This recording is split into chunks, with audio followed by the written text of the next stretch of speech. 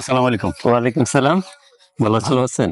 আছি আলহামদুলিল্লাহ। আচ্ছা। আপনার পরিচয়টা একটু প্লিজ। জি, আমি বোরহানউদ্দিন। আমার বাড়ি। আচ্ছা, বোরহান সাহেব, জি। আমি জানতে পারলাম যে আপনি একজন সফল মৎস্য চাষী। আপনি হ্যাঁ, তা বলতে পারেন।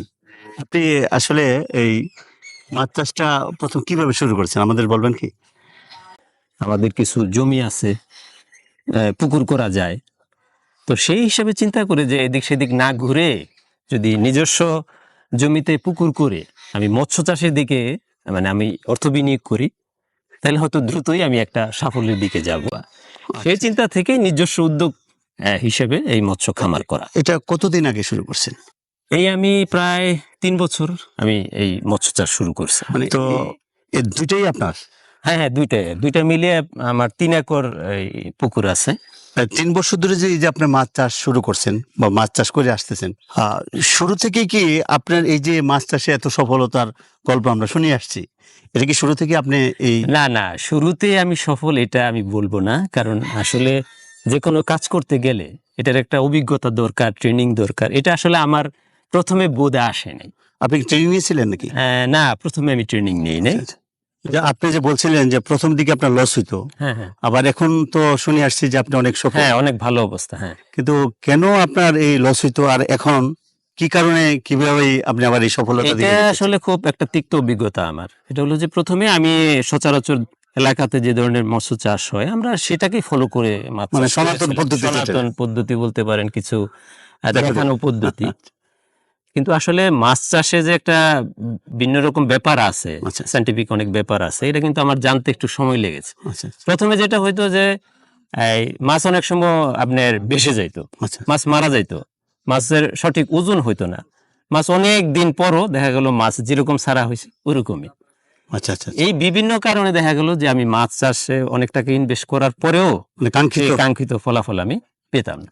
মানে কিভাবে আপনার এই উত্তরণ ঘটাইলেন? এটা হলো যখন এইটাতে আমি ধাক্কা খেলাম, তখনই আমি এটা খোঁজাখুঁজি শুরু করলাম যে এটার উত্তরণের আসলে পথটা কি। আচ্ছা। তো বিভিন্ন জায়গায় খোঁজাখুঁজি করতে করতে এই আমি খোঁজ পেলাম কিছু এই মৎস্য প্রোডাক্ট আচ্ছা। বাংলাদেশে বাজারজাত করছে। প্রোডাক্টগুলো আমি যখন জানতে পারলাম তখন তাদের অফিসে গেলাম, যোগাযোগ করলাম যে আসলে আমি যে সমস্যায় পড়েছি এই ধরনের সমাধান আপনাদের কাছে আছে কিনা। আচ্ছা। এই তখনই তারা এই প্রোডাক্টগুলো যখন আমাকে দিল, প্রোডাক্টগুলো কি কি? একটা হলো আপনার গ্রোফিশ, আচ্ছা। একটা হলো এভোলিউশন অফ ওয়াটার। ও, দুইটা প্রোডাক্ট। দুইটা প্রোডাক্ট। এই আচ্ছা। প্রোডাক্টের যেই জিনিসটা সুবিধাটা আমি দেখি এটা হলো যে মাছ যদি ন্যাচারাল বড় হইতে তাহলে তাদের দুইটা জিনিস খাবার পানিতে লাগে। আচ্ছা। একটা হলো ওই যে আপনার প্রাণীজ খাবার, আচ্ছা। আরেকটা হলো উদ্ভিজ খাবার। আচ্ছা। এটা যদি এই ওষুধটা প্রয়োগ করার কারণে পানিতে সেই খাবারটা তৈরি হয়। আচ্ছা।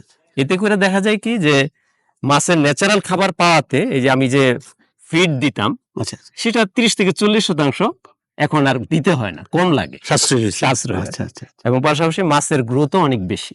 তাই মানে পানির গুণাগুণ কি ডেভেলপ হয়েছে? এখন অনেক ডেভেলপ হয়েছে যে পানিতে খাবার তৈরি হচ্ছে ন্যাচারালি। আচ্ছা।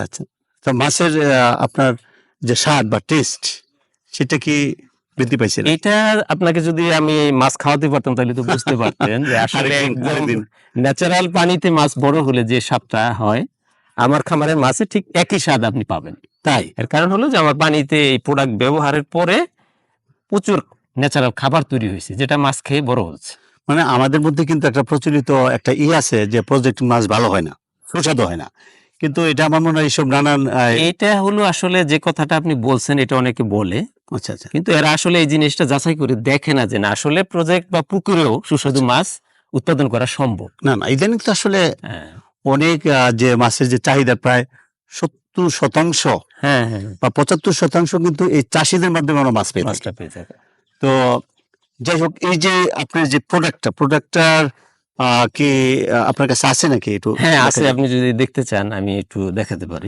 এই যে এই প্রোডাক্ট এটা ব্যবহার করি, এটা হলো আপনার গ্রোফিশ। এটা বাজার মূল্য হলো 480 টাকা। আচ্ছা। আর এটা হলো এভোলিউশন অফ ওয়াটার, এটার বাজার মূল্য 480 টাকা। আচ্ছা, এই প্রোডাক্টগুলো আপনি কিভাবে ব্যবহার করেন? এই যে এভোলিউশন অফ ওয়াটার এটা হলো প্রতি শতাংশের জন্য 200 গ্রাম। আচ্ছা।